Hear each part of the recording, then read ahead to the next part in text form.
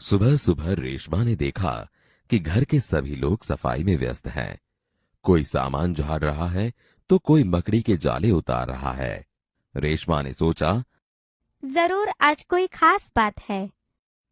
माँ, आज कोई खास बात है?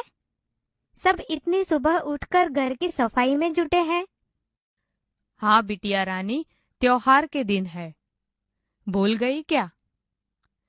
पहले से ही साफ सफाई हो जाए तो अच्छी तरह त्योहार का आनंद ले पाएंगे।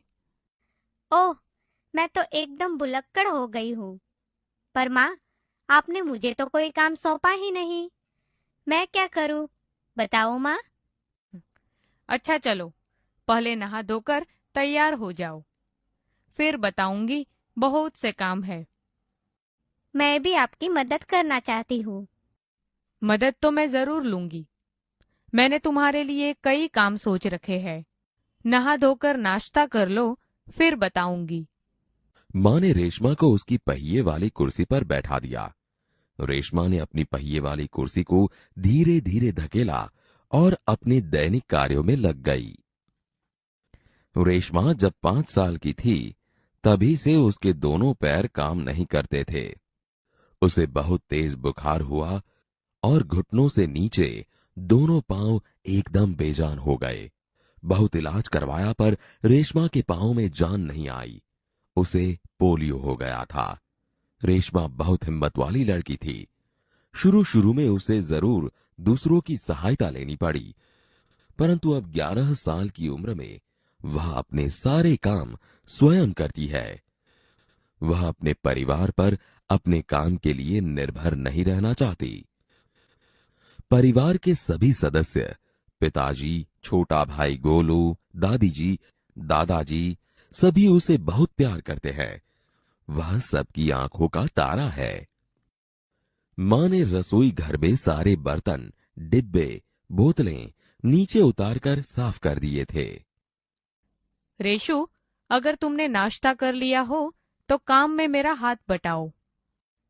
हाँ माँ, मैंने नाश्ता कर लिया।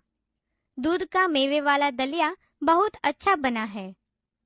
माँ, मैं हाथ धोकर अभी आती हूँ। रेशमा अपनी कुर्सी को धकेलते हुए रसोई घर में पहुंची। रेशमा मां को बर्तन, डिब्बों पर लेबल लगा लगा कर पकड़ाती गई और मां उन्हें व्यवस्थित ढंग से सजाती गई। रसोई घर फिर से चमचमाने लगा। तेरे पिताजी दफ्तर चले गए।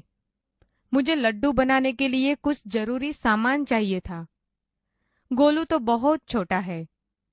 दादी जी, दादाजी बहुत बुजुर्ग है। अब सामान लाए कौन? सामान मैं ले आऊंगी। बस आप मुझे सामान की लिस्ट और एक थैला दो। तुम ले आओगी अकेली? हाँ माँ, एक बार पहले भी तो लाई थी। तो ठीक है, तुम ही ले आओ, लेकिन ध्यान से जाना। सारा सामान नुक्कड़ वाली दुकान से ही मिल जाएगा। थोड़ी देर बाद रेशमा सारा सामान लेकर लौटी। गोलू, ये लो, तुम्हारे लिए टॉफी लाई हूँ। गोलू टॉफी पाकर खुशी से उछलने लगा। कुछ ही दिन बीते थे। एक दिन शाम को रेशमा का घर दियों के झिलमिल प्रकाश से जगमगाने लगा। पूरा मोहल्ला जगमगा रहा था। जहां रोशनी ही रोशनी थी। क्या जमीन, क्या आसमान। दादी जी ने बताया कि दीपावली अंधेरे पर उजाले की जीत का त्योहार है। बुराई पर अच्छाई और असत्य पर सत्य की सदा जीत होती है। इस दिन रावण को पराजित कर राम अयोध्या लौटे थे। उसी खुशी में यह त्योहार मनाया जाता है। रेशमा और गोलू बड़े ध्यान से दादी जी की बातें सुन रहे थे।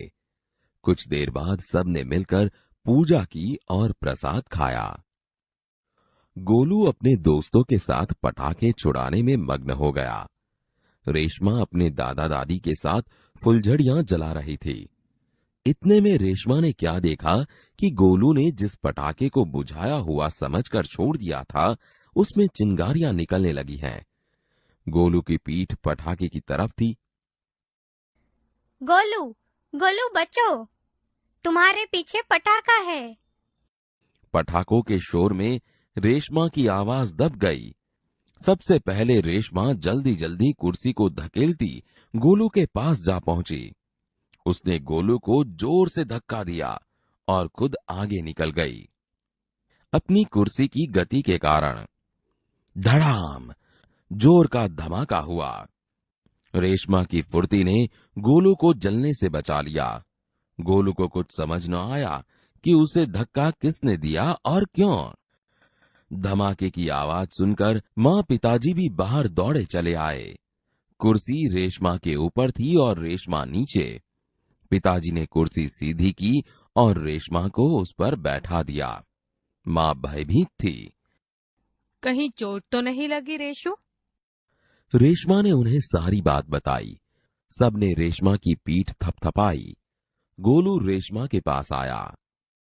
दीदी, आज तो आपने मेरी जान बचा ली। आपका यह धमाकेदार धक्का मुझे हमेशा याद रहेगा। सभी लोग खिलखिलाकर हंस पड़े। रेशमा की शारीरिक कमी उसके इरादों में कभी बाधा नहीं बनी। वह आज भी उतनी ही जिंदा दिल और परिश्रम से अपना जीवन जी रही है। उसकी हर सुबह नई सुबह होती है। वह हर सुबह अपने काम में नए इरादे से जुट जाती है।